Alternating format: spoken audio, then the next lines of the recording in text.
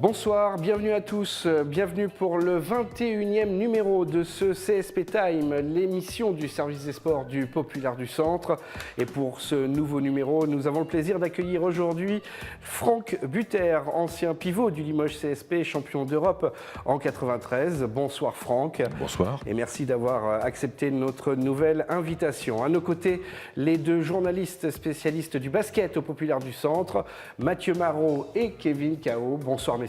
Bonsoir. Et au sommaire de ce CSP Time, eh bien, nous commencerons par revenir sur le match de samedi soir du CSP face à Cholet avec cette victoire limougeaude. Nous poursuivrons avec notre invité Franck Buter donc, pour parler de sa reconversion et notamment de manière générale la reconversion des sportifs de haut niveau. Et puis nous nous intéresserons au fil de la semaine au retour sur le match de la Coupe d'Europe du CSP, le match d'Eurocup que Limoges disputera mercredi à Gdynia en Pologne. Et nous finirons avec le débat et les traditionnels top et flop. CSP Time numéro 21, c'est parti. Et on commence tout de suite avec la victoire, donc samedi soir de Limoges face à Cholet. Victoire, on rappelle le score 84-76. Le CSP a gagné, mais vous qui êtes des spécialistes, messieurs, vous étiez au bord du terrain. Pour vous, tout n'a pas été parfait sur ce match. Oui, bon, on a assisté. Le Limoges CSP a eu ce qu'il voulait, la victoire. C'était impératif de remporter ce match face à Cholet. C'était quand même le 15e contre le 16e du championnat.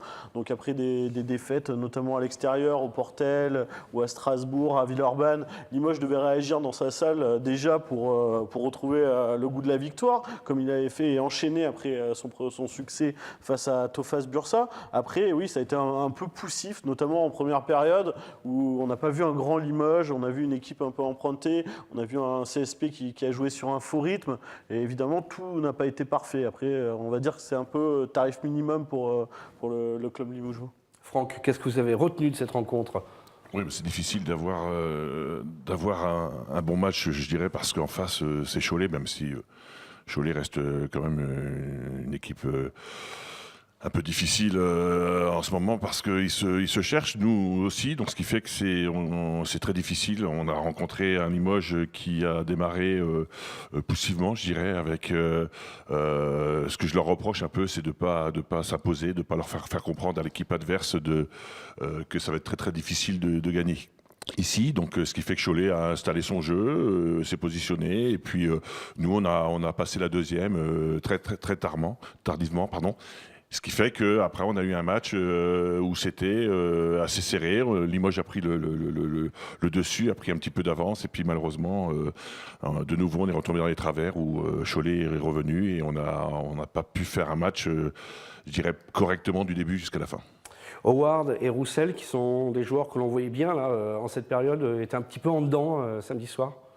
Oui, alors c'est pas seulement de leur faute, mais c'est vrai qu'il y a quelques individualités. Là, depuis quelques matchs, on sent une équipe qui carbure pas à plein régime. On voit William Howard notamment, il est un peu moins bien qu'il a pu être peut-être la saison dernière. Jonathan Rousset, qui a été plutôt bon en début de saison, me semble un peu plus à la peine. Alors du coup, on a un Landon Perrantes qui est un peu mieux, mais c'est vrai que ces deux individualités n'ont peut-être pas eu leur rendement habituel, et ça s'est ressenti. Alors après, comme l'a dit Franck, c'est Cholet en face, donc ça suffit face à une équipe de Cholet, mais sur le reste de la saison, sur la suite de la saison, cette victoire, elle n'est pas franchement rassurante. Elle est logique, mais elle n'est pas pleinement rassurante.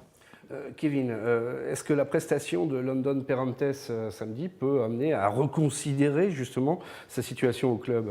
Peut-être que ça sera l'objet du débat, mais statistiquement, il a fait un très bon match. 11 passes décisives en l'espace de 25 minutes.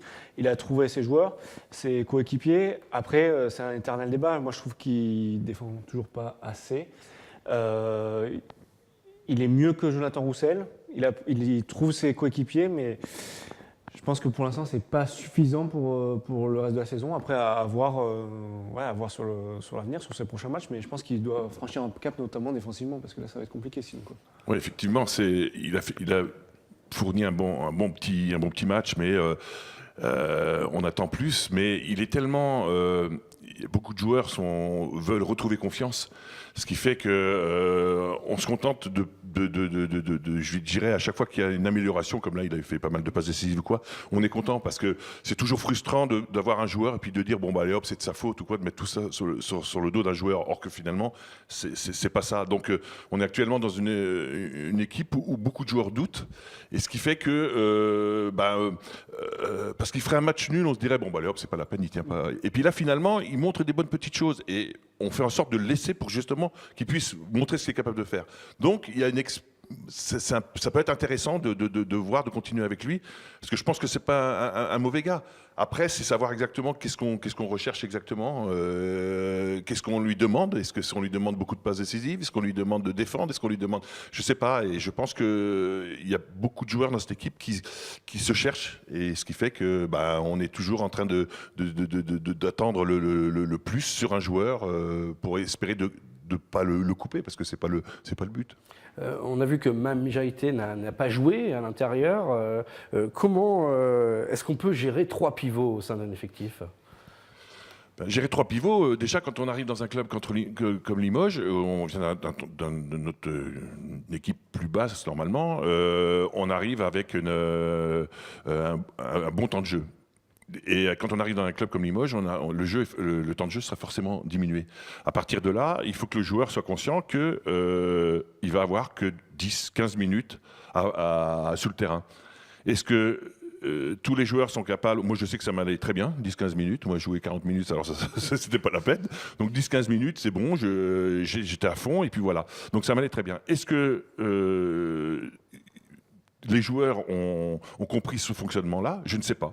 Mais je pense qu'à mon avis, on peut gérer ça. Oui, effectivement, on peut le gérer. Après, je pars du principe que, après, nous, on n'avait pas trop le choix. Hein. C'est-à-dire que si on faisait, au bout de 2-3 minutes, on faisait une bourde, on sortait. Donc, ce qui fait qu'on était vachement concentrés, on était vraiment là pour apporter quelque chose. Est-ce que peut-être qu'il manquerait peut-être un petit peu plus de niaque et de dire, bon ben voilà, moi je te demande ça, si tu veux, si tu le fais pas, et ben dans ce cas-là, tu sors. Et comme ça, le joueur, il sait pourquoi il sort. Là, il joue pas. Je sais pas si c'est une sanction. Je sais pas si Kai veut le reposer pour mercredi. Je sais pas. Donc. Est-ce que vous en savez plus, vous, Mathieu? Non, la seule chose que Kai Milling a dit, il a dit la même chose d'ailleurs, que ce soit à l'Asvel ou samedi soir face à Cholet. À l'Asvel, c'est Jerry Boutsielé qui n'est pas rentré en jeu. Samedi soir, c'est Mame Jaïté. C'est un choix du coach. Voilà. Donc il n'en a pas dit davantage. Il n'a pas dit, tiens, c'est pour le reposer en vue du match d'Eurocup. Non, c'est choix du coach. Il n'a pas dit pourquoi il préférait un tel ou un tel. Là, aujourd'hui, on a l'impression que c'est même dans son esprit. Jerry Boutsielé a une longueur d'avance sur Mame Jaïté.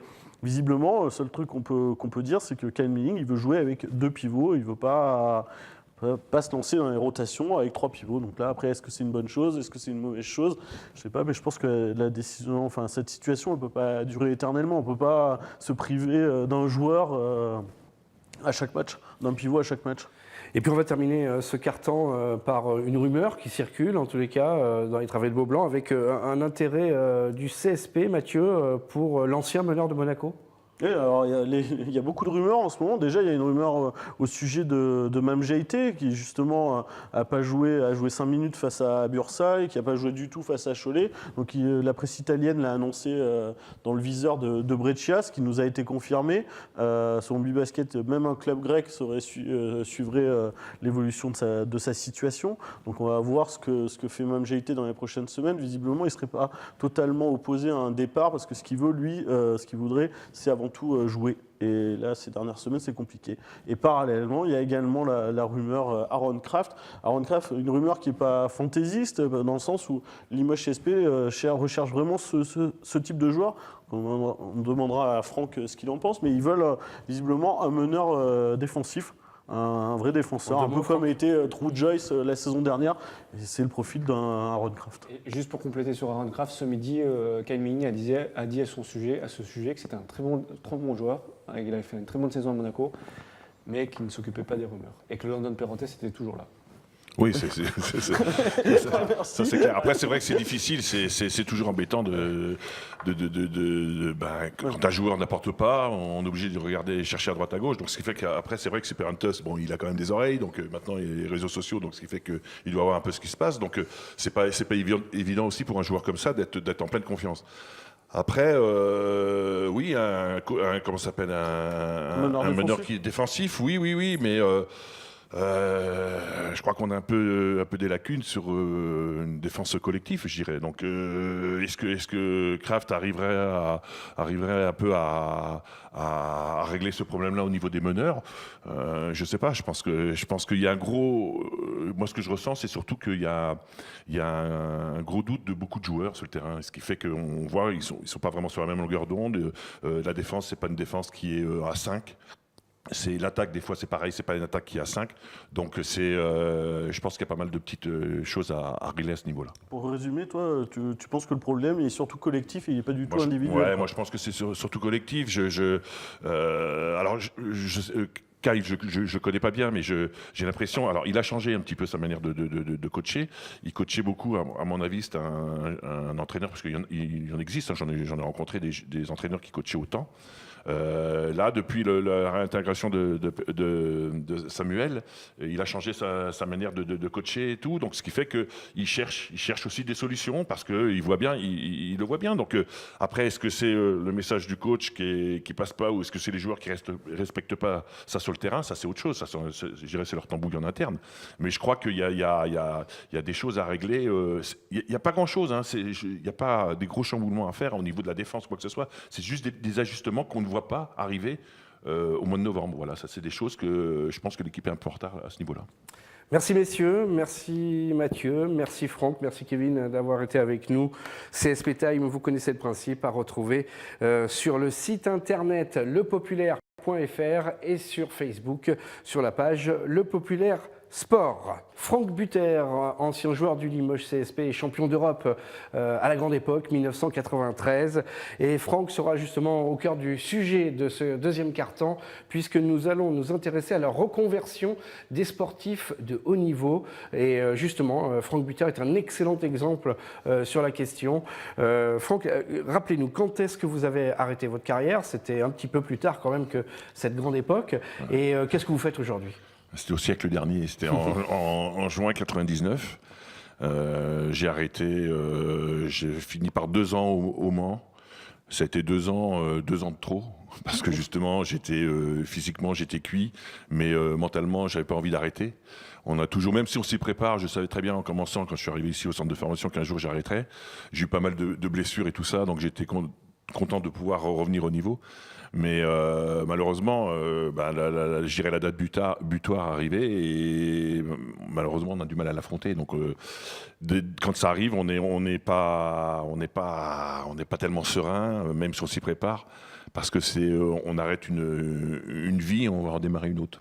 Et là actuellement, j'ai la direction de 2 années de trop, vous dites quand même. Pardon ? 2 années de 2 trop. années de trop, oui. Oui, 2 années de trop parce que je pensais que je m'étais retrouvé au chômage après Montpellier, pardon. Et puis après, j'ai commencé. On avait fait un camp avec les chômeurs à l'époque. Et puis Alain Weiss m'avait tendu une perche et je suis venu. Mais malheureusement, physiquement, j'étais fini. Donc voilà, c'est le regret que j'ai un peu sur ma carrière. On le sent autour de soi, au quotidien, à l'entraînement, les copains qui jouent avec vous, qu'on est en train de perdre justement ce rythme. On le sait, oui, on le sait, parce que de toute façon, là déjà, quand je suis parti d'ici, de Limoges, après je suis parti 3 ans, donc je jouais à Montpellier, il a fallu que je m'intègre dans un collectif autre que celui de Limoges, où j'avais vraiment des missions bien précises, et puis là, du coup, à Montpellier, on me demandait beaucoup plus. Donc j'ai mis pratiquement 6 mois avant d'arriver à retrouver mon basket, parce que c'est vrai que le basket que j'avais ici, c'était vraiment des tâches bien précises. Et donc ça s'est bien passé. Donc tout ce que j'avais appris avant, finalement, je l'ai récité. En gros, c'est ça. Donc ce qui fait que. Mais après, je vous dis, je commençais très tard le basket, donc ce qui fait que on rattrape jamais le temps perdu. Donc et en plus les 3 années avec Boja, c'est pratiquement 9 ans avec un autre coach. Donc ce qui fait que. Alors avoir commencé tard justement le basket, vous avez peut-être mis un petit peu de plomb dans la tête. Est-ce que vous aviez réfléchi justement déjà en amont à l'après ? Mais non, parce que moi, je travaillais à l'usine, à la chaîne, quand j'ai commencé en excellence départementale, donc j'avais 18 ans et demi. Donc, ce qui fait que, voilà, après, j'ai eu Pierre Daho qui est venu me chercher. Je suis arrivé, c'est vraiment, et ça c'est vrai, hein, j'avais dans mon casier de l'usine, j'avais l'équipe du CSP en poster dans le casier, et puis finalement, 6 mois après, je me retrouve avec eux dans le vestiaire. Donc, je peux vous dire que ça fait un drôle de choc. Donc, j'ai eu la chance d'avoir Fabien Texier, qui a été un super coach des espoirs, où on avait une super équipe avec Hugo Cancé, enfin Souza et tout ça. Donc, ce qui fait que et qui nous a toujours fait comprendre que on n'arriverait pas comme ça parce que on est à Limoges, même si. Ici, c'est pas évident parce que quand on arrive à Limoges, il y a pas mal de portes qui s'ouvrent. On est on fait un peu les kékés et tout ça quand on a 19 ans par là. Donc, ce qui fait qu'on peut vite partir en vrille. Mais bon, après, j'ai rencontré mon épouse, ce qui fait que ça a permis j'étais stabilisé à ce niveau-là. Et après, j'ai eu des enfants très tôt, et ce qui fait qu'après, je suis devenu un père de famille et puis quelqu'un. Je savais d'où je venais, donc à partir de là, je savais très bien que j'avais une opportunité et une chance. Et j'ai pu la saisir, et puis j'ai eu des super gens autour de moi. Comment vous êtes retrouvé à la tête d'un restaurant ou restaurant ? C'est-à-dire quand je suis arrivé en 2000, là... Restauration rapide, c'est ça ? Ouais, je suis arrivé en 2000, je sais pas trop quoi faire, donc ce qui fait qu'en 2000, il s'est passé un gros séisme ici quand même à Limoges, et là où le club a eu des gros problèmes, donc ce qui fait qu'à partir de là, il n'y avait plus de club, donc ce qui fait qu'il fallait que je prenne mon baluchon et puis que je cherche autre chose que dans le basket. Donc à partir de là, j'ai fait une formation à l'AFPA, j'avais un pote qui était prof à l'AFPA, j'ai fait une remise à niveau, donc j'ai fait une formation de vendeur délégué commercial. Après j'ai vendu 2 ans d'espace publicitaire à Paris Vendu. Et après, donc j'ai Gilbert Garuet qui avait le Quick, à Fétia et qui couvrait le Quick en zone nord, qui est venu me voir, que je connaissais parce qu'il était sponsor du club quand on jouait en 90, et qui avait besoin d'un directeur. Donc moi je savais pas trop à quoi ça consistait, donc j'ai demandé d'avoir une période d'essai. Donc pendant 3 mois on a fait une période d'essai. Et à partir de là, bon, il était content, donc ce qui fait que je suis rentré dans cette branche-là. Et à partir de là, j'ai retrouvé beaucoup de choses parce que ce qui est intéressant, c'est de se dire, on sait que jouer au basket, or que finalement, non, on apprend beaucoup de choses autour. Le fait de fédérer, parce que finalement, un rush, on prépare l'équipe, on motive l'équipe, on fait un briefing, on fait un débriefing. Donc, ce qui fait qu'il y a beaucoup de choses qui ressemblent au basket. Donc, ce qui fait que mais ça, on le sait une fois qu'on est sorti de ça. Une fois qu'on est sorti de ça. Autrement, dedans, on se dit, je vais rester dans le basket, alors que finalement, non, moi, le but, c'était de faire autre chose parce que mes filles grandissaient, j'avais pas envie de changer tous les 2 ans à chaque fois. Donc voilà. Si ça avait été dans le basket, Franck, tu serais vu quoi? Directeur sportif, entraîneur? Mascotte. Bon, j'aurais coûté cher parce qu'il aurait fallu faire un truc spécial. Non. Parce que tu dis quand tu es revenu à Limoges, en fait, si le club n'avait pas disparu, enfin, s'il n'y avait pas eu les problèmes de 2000, est-ce que tu penses que tu serais resté je pense pas que je serais resté sur le terrain, entraîné ou quoi. Je l'ai fait avec Panazol parce que, ils avaient des problèmes et puis ils m'avaient demandé de venir. Et puis, bon, j'aime pas voir les gens comme ça dans la galère, donc voilà. Mais après, ça aurait été plus s'occuper de directeur sportif, des choses comme ça. Mais bon, il faut passer les examens. Et puis après, moi, j'avais pris trop de recul pour réintégrer le club comme Limoges, parce que bon, c'est quand même une grosse machine. Donc, bon, voilà. Après, on m'a pas sollicité. Donc, à partir de là, mais bon, il y avait d'autres chiens à fouetter. Hein. Le but, c'était que le club reste au niveau. Mais quand je vous disais tout à l'heure que j'ai eu la chance de bien avoir été entouré, c'est de rencontrer des bonnes personnes, qu'on le veuille ou non. Monsieur Garuet, Gilbert, il m'a tendu une perche. Donc, ce qui fait qu'à partir de là, que ce soit sur le terrain ou dehors du terrain, je pense que c'est intéressant aussi de voir les gens qui peuvent vous donner un coup de main. Alors, c'est vrai qu'on peut leur apporter quelque chose, mais moi, je ne me voyais pas du tout dans la restauration rapide.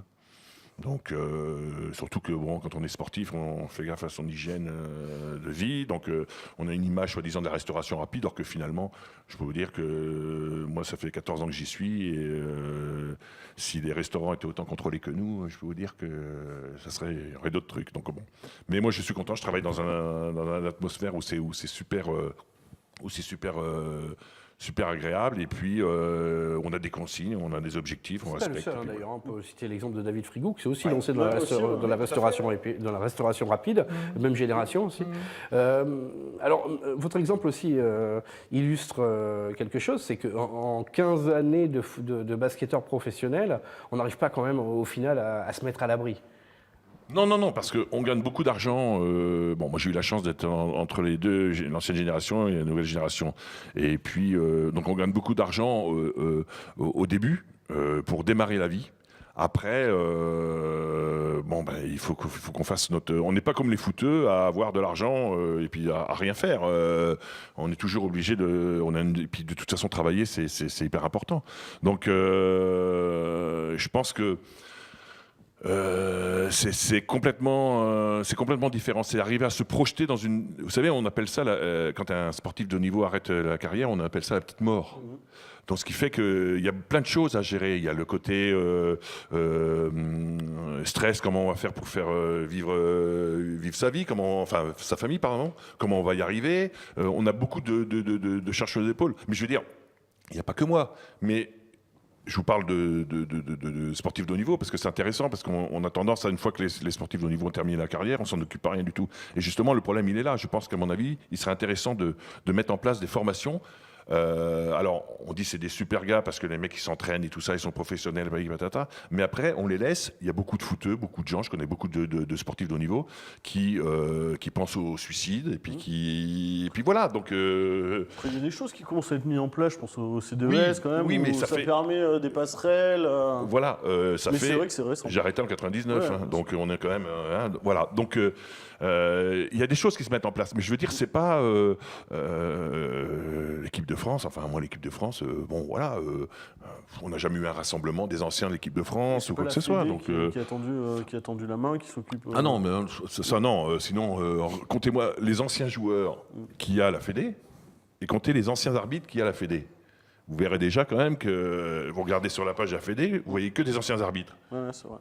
Les anciens joueurs, on n'en a pas. Alors, les gens qui sont actuellement, qui ont un certain âge ou quoi, c'est normal. Il faut faire venir des gens qui ont, pour apporter un petit peu le basket se modernise. Donc voilà.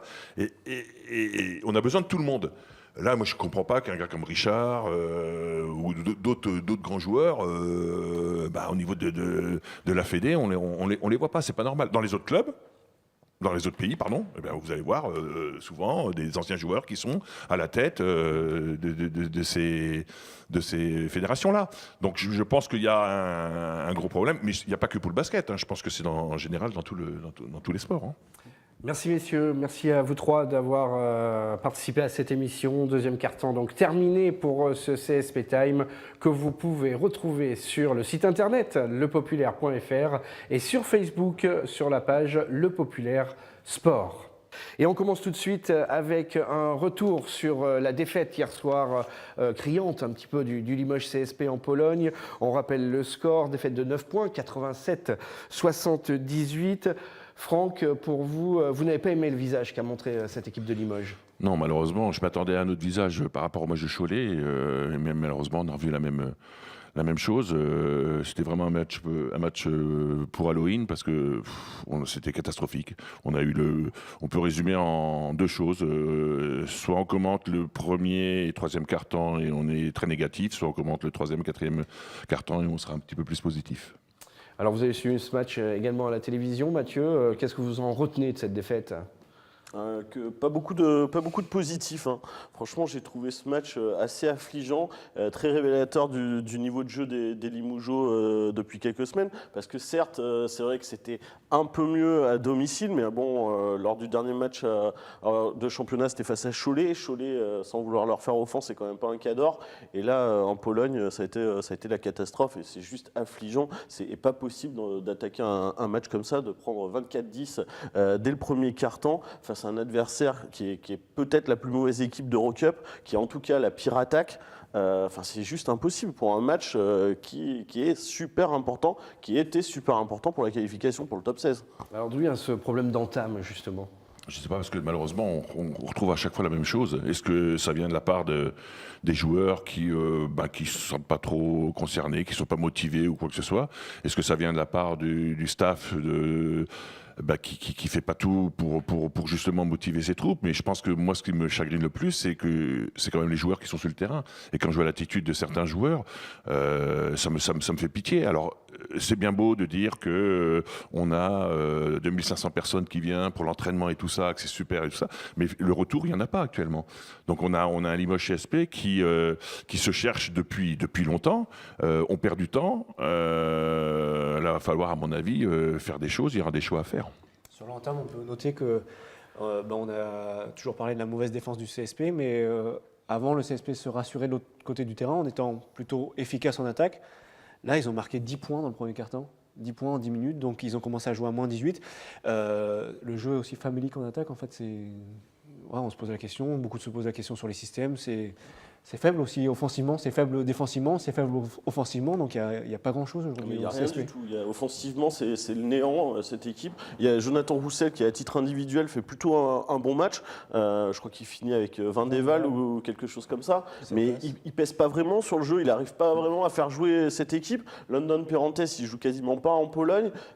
Plusieurs fois, c'est Damien Inglis ou William Howard qui remontent la balle. Enfin, on a l'impression que c'est la cacophonie. Il n'y a pas de hiérarchie dans cette équipe, il se passe rien offensivement et en plus ils en prennent 24 en défense, donc forcément c'est compliqué. Pourtant, par rapport à la hiérarchie, on peut noter que cette fois-ci, Kyle Milling a fait le choix de miser sur un 5 majeur bien identifié. Je crois que le banc a porté que 5 points, il a joué en total que 44 minutes. Donc là, au lieu de répartir, habituellement il donnait 20 minutes à tout le monde, là il s'est dit on mise sur 5 joueurs forts. Oui, mais il n'y a pas de constance. Il n'y a pas de constance. Il y a Isaiah Miles qui était un des meilleurs Limougeaux de la saison, qui joue quasiment pas. Axel Bouteille, alors lui, je ne sais pas ce qu'il a fait, mais pareil, depuis le début de la saison, il est excellent, Axel Bouteille. Ok, son premier passage en fin de premier quart-temps n'est pas génial, mais on ne le met pas en confiance. À la fin, il joue 10 minutes, c'est un de vos meilleurs joueurs. Donc, effectivement, il a resserré ses rotations, mais en sacrifiant des joueurs qui apportent depuis le début de la saison. Je crois que Kyle cherche justement, on est tous d'accord là-dessus, à essayer de trouver un 5 sur lequel il peut se reposer. Là, actuellement, il en a pas. On s'aperçoit surtout qu'il y a des grosses carences défensives, comme vous disiez, et offensives. C'est qu'on joue du pick and roll, on a tendance à donner la balle à Samuel, et puis après, c'est système D, débrouille-toi.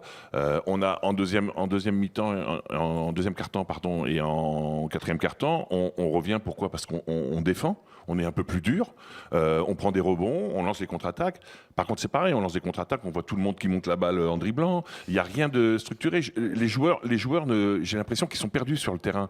Or que finalement, ça paraît simple. Il y a le b.a.-ba du basket, et là, je le vois pas. Donc, je pense que tout le monde est un peu perdu et qu'il y aura des choses à travailler, beaucoup de choses, malheureusement. En gros, il manque un patron sur le terrain ou sur le banc. Oui. Voilà. Alors le problème, il est là. D'où vient le problème ? Est-ce que ça vient du staff ? Est-ce que ça vient des joueurs ?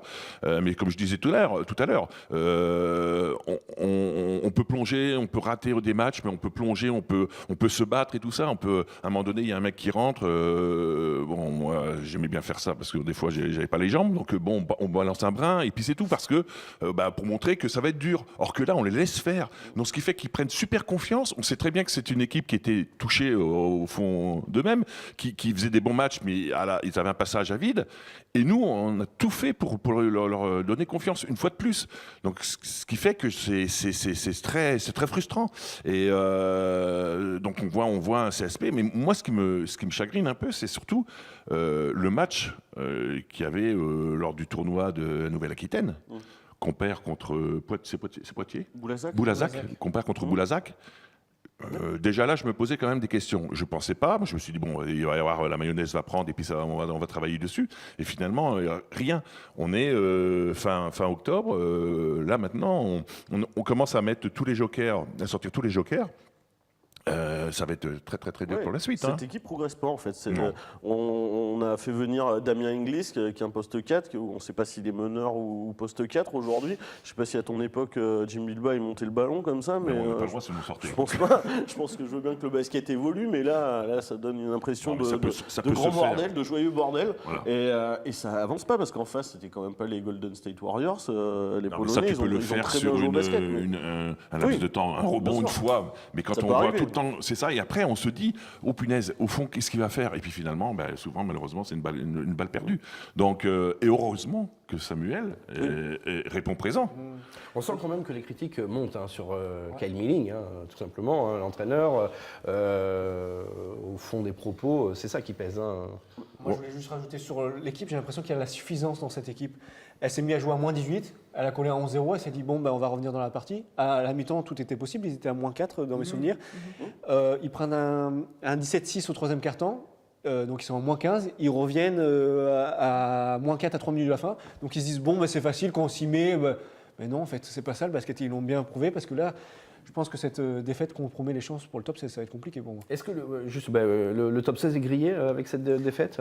C'est pas grillé, c'est jamais grillé mathématiquement, mais ça s'annonce très compliqué. À partir du moment où tu perds sur le parquet de Gédinia, dernier de la poule, tu peux difficilement imaginer que tu vas aller gagner à Tofaş Bursa en Turquie ou à Zagreb. Après, tout est possible, mais il va falloir quand même qu'ils montrent autre chose et très rapidement. Parce qu'aujourd'hui, Kevin ou Franck, il évoquait, c'est vrai que le CSP, t'enlèves Samardo Samuels qui a failli ne plus être là, mais c'est le vide intersidéral. Il n'y a rien du tout. Pour en revenir à la Coupe d'Europe, c'est qu'en plus, les matchs qu'on a gagnés, on ne s'est pas mis à l'abri au niveau du goal à virage. Donc, ce qui fait qu'il va falloir ramer. Donc, on joue... c'est frustrant. Tout à l'heure, vous parliez à savoir si c'est Kyle, les joueurs ou quoi. Moi, c'est facile. Moi, je suis derrière un micro et tout ça. Mais moi, j'adore le club. Donc, j'ai des émotions et tout ça. Hier, quand j'ai vu le match, à un moment donné, j'étais écœuré. D'autres moments, je retrouvais confiance et tout ça. Mais le problème, c'est de savoir le fond. Est-ce que c'est le message du coach par rapport aux joueurs qui passent pas? Est-ce que c'est les joueurs qui respectent pas? Je m'aperçois que Kai essaye de changer sa manière de coacher. Comme avant, on disait qu'il coachait autant. Là, c'est pas le cas. Moi, je pense qu'il n'est pas aidé non plus par certaines attitudes de certains joueurs. Le problème, Franck, par rapport à Kyle, moi, je veux pas du tout l'enfoncer, Kyle, mais on a l'impression de revivre la saison qu'on vivait déjà la saison dernière. C'est-à-dire que le Limoges CSP gagnait ses matchs à domicile plus ou moins péniblement et prenait des roustes à l'extérieur. On est resté 6 mois sans gagner un match. Aujourd'hui, on est parti absolument pareil. Depuis le début de la saison, le schéma, il se répète.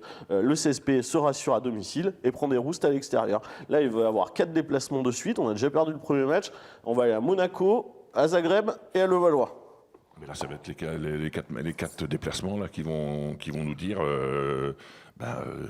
malheureusement, si on va plus aller du côté où on va positiver et puis retrouver un groupe qui a envie de travailler et puis des résultats, ou alors de l'autre côté, malheureusement, on va s'enfoncer dans une crise qui sera pas bonne pour personne.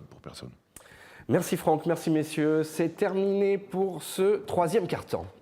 Messieurs, le dossier de Mame Jaïté, c'est vrai qu'il se complique au Limoges CSP puisque le joueur reste sur 2 feuilles blanches, tout simplement, de stats. Il n'a pas joué à Gdynia en Pologne mercredi soir. Il n'a pas joué non plus, il me semble, contre Cholet le match précédent. Ça se complique pour un joueur qui a pourtant un gros potentiel.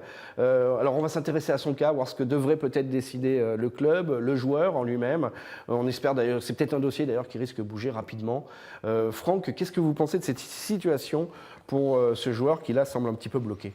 Mais ça doit être très difficile à vivre parce que quand on est joueur et qu'on se retrouve dans cette situation-là, c'est pas évident.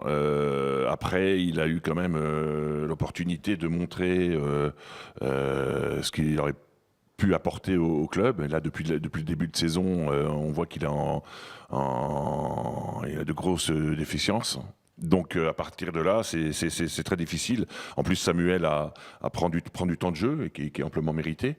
Boutsele qui arrive et qui apporte beaucoup plus de puissance offensivement et défensivement, beaucoup plus d'impact, je dirais. Donc à partir de là, Samuel se retrouve un peu sur la touche, même si pour moi, je reste persuadé qu'on peut quand même jouer à 3 pivots. La saison est longue. Il est vrai si on se qualifie pour le top 16, ça sera quand même, ça deviendra un peu plus long, donc c'est intéressant. Mais je pense qu'il y a la possibilité de le faire. Après, si le coach préfère gérer 2-5, dans ces cas-là, oui, c'est la meilleure solution pour Mame de partir.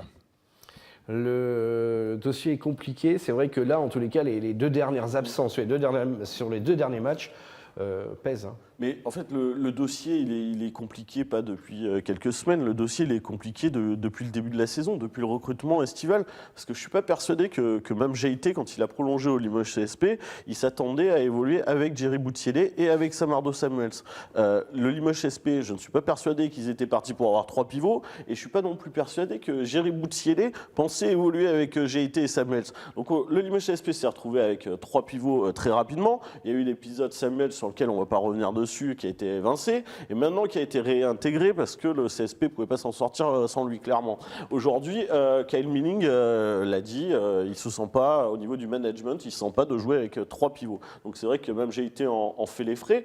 Donc maintenant, pourquoi lui ? Parce que c'est vrai que depuis le début de la saison, Boutsielé se montre plus efficace, c'est vrai. Maintenant, qu'est-ce qu'il faut en faire ? Il a des touches en Espagne, en Italie, pardon, et en Grèce. Donc on va voir ce que CSP va faire de lui, mais a priori, il devrait partir.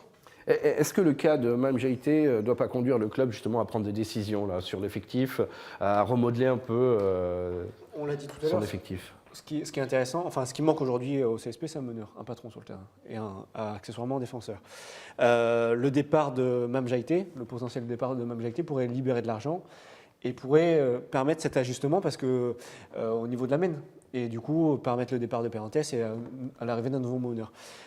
Ça, c'est un argument par rapport au fait de laisser partir Mam. Après, comme l'a dit Franck, on peut jouer avec 3 pivots. Le calendrier pourrait, nous imposer de jouer avec 3 pivots. Laissé en cours de saison. Voilà, exactement. Tu vas te retrouver à chercher un nouveau pivot C'est alors ça. que là, tu en avais 3. Un pivot JFL de qualité en plus. Même GIT, bon, c'est vrai qu'il est dans le dur mentalement en ce moment, mais c'est un peu logique parce qu'il passe par un peu toutes les situations. Il ne sait pas s'il doit jouer, s'il ne doit pas jouer. On ne sait pas ce qu'on fait de lui. C'est un peu compliqué, mais même GIT, ça reste quand même un très bon joueur, un très bon JFL du championnat. C'est dommage de s'en priver. Et dans mes souvenirs, l'an dernier, Kyle Milling avait géré 3 pivots. Pour sa qualification au top 16, ils avaient fait venir Lideka et jouer du coup avec Jaïté, Lideka et Conklin qui était quand même décalé sur le poste pivot. Qui était on poste avait 4, c'est un peu différent parce que là on a eu besoin là, d'un 3 postes 5 ouais. de métier, donc ça rend la situation un peu plus compliquée. Moi j'ai du mal à comprendre personnellement qu'on me dise on peut pas jouer avec 3 pivots. Je sais pas, les grands clubs, en plus quand une équipe joue 2 fois par semaine, je trouve ça dommage de se priver d'un pivot de la qualité de Mme GIT, même s'il est dans le dur. Il faut le relancer, Mme GIT. T'as raison au niveau du terrain, par contre tu as raison aussi au niveau financier, donc ce qui fait que voilà, on ne sait pas quelle est la décision. Est-ce que les dirigeants, ils font ça pourquoi ? Voilà, justement. Donc je pense qu'effectivement, ils vont se séparer du joueur pour récupérer un petit peu d'argent et pour essayer de trouver un bon meneur défenseur. Mais c'est ce que je disais encore l'autre fois, il ne faut pas qu'il y ait qu'un seul gars qui défende sur le terrain. Donc, ok, c'est ça. Donc, on a des meneurs, hein, mais bon, on parlera. Mais toi, très clairement, Franck, est-ce que tu te sépares de Mme GIT aujourd'hui pour engager un meneur au profil défenseur Moi, je prends le risque parce que je vois que Boutsielé, ce qu'il a apporté, il apporte du volume, il est costaud et tout ça. Donc, je pense qu'il mérite du temps de jeu. Malgré qu'il ait fait une saison correcte l'année dernière, il est complètement transparent. À quoi c'est dû ? Donc, bon, voilà. Est-ce que c'est effectivement, il y a eu des recrutements où lui, il n'était pas au courant, on lui a dit blanc, et puis finalement, noir a été fait. Donc, voilà, on ne sait pas. Mais il a peut-être ses raisons. Mais pour l'instant, au niveau du terrain, moi, pour l'instant, je parle par rapport au terrain, il apporte. On sent qu'il est complètement perdu. Donc, autant, au lieu d'avoir trois pivots et puis d'en avoir un qui fait la tête parce qu'il ne joue pas, je comprends aussi, tout à fait. Donc, vaut mieux avoir une équipe où il y a 2 pivots qui se tirent la bourre et puis finalement où le temps de jeu est réparti, même si tu n'es pas à l'abri malheureusement d'une blessure ou quoi que ce soit, et puis de rotation, que tu le veuilles ou non. De toute façon, on va partir du principe que Samardo Samuels il va jouer 25-30 minutes d'équipe. Voilà ce que j'allais dire, c'est qu'on va finalement on va se reposer sur lui, mais bon, espérer que mais on joue pas. Voilà, c'est ça, qu'il n'y ait pas de casse ou quoi que ce soit. Donc, voilà. Mais alors, j'en reviens quand même à cette absence sur 2 matchs, se priver d'un joueur sur 2 matchs. Est-ce que justement ça ne montre pas que le club a tiré un trait sur le joueur justement et qu'on cherche déjà une solution ? Parce que si on comptait sur lui, on lui aurait quand même donné un peu de temps de jeu. Non, mais Kyle, depuis 3 matchs, a fait son choix. Il a décidé de jouer avec 2 pivots. À l'Asvel, c'était C'est une façon de le pousser vers la sortie aussi. Jerry Boutilé qui en avait fait les frais. Là, c'est Mam qui en fait les frais. Et je pense que ça va continuer. Enfin, il va continuer à jouer avec De Pivot jusqu'à ce que... Comme ça, ils ne prennent pas le risque de le blesser. Honnêtement, je ne sais pas à quel niveau en sont les tractations. Je sais que Breccia s'intéresse à Mam Jaité. Réglementairement, il peut signer en cours de saison. Bien entendu, au basket, c'est ça qui est beau. Tu peux signer toute la saison. Hein. On n'y comprend rien. C'est peut-être le gros problème. Ouais, peut-être, ouais. Mais pour t'identifier. Donc, il est suivi par Breccia. Il serait suivi en Grèce, sur le site de Bibasket. Donc, il commence à avoir des propositions. Mam Jaité, moi, la seule chose que je peux dire, c'est que Mam Jaité, aujourd'hui, sa priorité, c'est le temps de jeu. Il n'en fait pas forcément une question financière, même si c'est forcément un élément qui rentre en compte. Lui, c'est le temps de jeu. Aujourd'hui, il voit très bien qu'à Limoges, Kyle Manning, il a fait son choix. C'est Samardo Samuels numéro 1, Jerry Boutilé numéro 2, et même Jaité, il devra se contenter de miettes au mieux. Et actuellement, il n'y en a pas du tout. Donc, je pense qu'il va partir, même Jaité. Surtout quand tu es à Limoges, tu sais très bien que les 3 quarts du temps, même si tu ne joues pas beaucoup ou quoi que ce soit, tu trouveras toujours un autre club derrière. Parce que tu es dans une équipe. Voilà. Surtout, donc, est-ce que tu peux te permettre à Limoges d'avoir un gars comme même GIT qui a quand même un CV, qui a quand même un salaire qui est plutôt conséquent en civil. Tout à fait. Non, tout à fait. Donc après, je pense qu'il sera. Pour lui, ça lui fera du bien, ça lui changera le. Mais par contre, il va falloir assumer parce que s'il va dans des équipes grecques ou quoi, ou italiennes, ça va lui demander peut-être beaucoup plus de choses. Mais bon, je pense que ça peut être bien pour lui de voir autre chose aussi parce qu'il est resté toujours en France. Le championnat français, ok, on sait ce qu'il est, mais dans d'autres pays, c'est quand même beaucoup plus intéressant. Donc je pense qu'à mon avis, ça peut lui faire du bien. Est-ce qu'il a le mental et est-ce qu'il a le physique pour y arriver? On verra bien, mais moi je pense que oui. Et pour le club, il ne faut pas qu'ils se trompent sur leur deuxième réajustement, ça sera le deuxième. Ils ont fait venir un poste 4 parce qu'ils ont jugé qu'il manquait un poste 4 avec Damien Inglis. Là, ils vont refaire un deuxième ajustement, je pense, à la main. Il ne faudra pas se tromper, il ne faudra pas se rater. Parce que tu laisses partir un bon pivot quand même. Merci messieurs d'avoir participé à cette émission. Le 4e quart-temps est terminé. Alors dans cette dernière partie d'émission, on va s'intéresser au top et au flop. C'est notre façon chaque semaine de conclure cette émission. Je vais d'abord m'adresser à Franck, notre invité. Qu'est-ce que vous avez retenu de bon, de moins bon? Votre top pour cette semaine CSP? Le top, c'est le début de saison de Rudy Gobert. Qui explose tout en NBA. Je suis très content parce que c'était un gars qui justement en championnat de France avait un peu du mal à prouver et puis finalement là-bas il s'éclate comme un gamin. Donc et je suis content parce qu'au moins c'est un Français et puis qui est capable de marcher sur les plates-bandes des Américains, donc ça me plaît. Votre top, Mathieu, de cette semaine? Mon top, ça va être pour les anciens Limougeaux. Là, on a eu dernièrement dans nos colonnes Mathieu Wojciechowski qui nous a parlé de sa nouvelle vie en Pologne, ou Adrien Moerman. C'est des garçons qui sont restés extrêmement disponibles, qui sont intéressants, qui sont partis vivre autre chose. Adrien, il a une super carrière, il est passé par le Barça, maintenant il est à Tofas Bursa, il est toujours aussi disponible, s'intéresse toujours au club Limougeaux, c'est toujours un plaisir d'échanger avec eux. Mathieu Wojciechowski est parti tenter sa chance en Pologne pour gagner du temps de jeu, et voilà, c'est des joueurs qui sont toujours très disponibles et ça ne les empêche pas d'avoir de très bonnes performances en club, donc c'est très bien. Kevin, Franck a parlé de NBA, moi je vais parler du basket régional. Mon top, ça va être aux 4 clubs limousins qui sont leaders de leur championnat, donc Fétia chez les filles en NF1, LABC en NF2 chez les filles. Et en NM3, on a Panazol Fétia et le Limoges SP qui sont en tête de leur championnat. Ils font tous les 4 un très bon début de saison. très bien. Comme quoi, il y a des clubs qui vont bien dans le coin. Oui, franchement. Franck, qu'est-ce que vous retenez de moins bien donc, sur cette semaine? Quel est votre flop? Mais je ne voulais pas, mais voilà, c'est le résultat de mercredi soir, le match de Limoges qui a laissé passer une possibilité de bien se positionner pour la qualification pour le top 16. Bon, on ne va pas revenir là-dessus parce que ça me fait mal au ventre, mais bon, il fallait que je trouve un flop, donc je suis désolé, j'ai trouvé celui-ci. Mathieu? Moi, c'est les difficultés c'est un peu pareil, mais c'est plus généralement, c'est les difficultés du Limoges CSP à l'extérieur. Maintenant, ça fait 2 saisons que le schéma il se répète. Ça gagne péniblement ou bien d'ailleurs à Beaublanc, où là, les joueurs sont motivés et à l'extérieur, c'est désillusion sur désillusion. Là, la dernière en date à Gdynia, elle a du mal à passer parce que au-delà de la défaite, tu te condamnes quasiment ton avenir pour le top 16 et c'est juste pas possible de montrer un visage plutôt séduisant à Beaublanc et toujours à l'extérieur d'être aussi affligeant.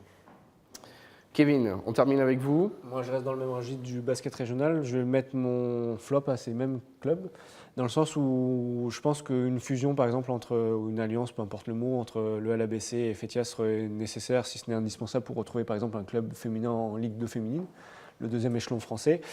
Et on peut penser qu'avec 4 clubs en M3, donc il y a Panazol Fétia, Limoges CSP, l'ASPTT, Limoges et Landouge, Limoges-Landouge, ça fait un peu beaucoup et que peut-être, je ne sais pas, une union, une alliance, pareil, ça a été fait, ça n'a pas marché avec l'ASPTT et Landouge à l'époque, on pourrait peut-être avoir un club en NM2, la dernière fois c'était le CSP, ils avaient fait l'ascenseur. Voilà. Tu as juste une union quand même entre Panazol oui, et Fétia, c'est vrai, qui est un bon exemple de réussite. C'est un bon exemple, mais Panazol Fétia aujourd'hui est quand même depuis plusieurs saisons dans le haut de tableau, peut-être qu'il leur manque un petit quelque chose pour aller en NM2, quoi. Merci messieurs, merci de nous avoir accompagnés toute cette semaine dans ce CSP Time. C'est donc terminé pour cet épisode 21. On vous donne rendez-vous maintenant dans 15 jours. Merci à tous de nous avoir suivis.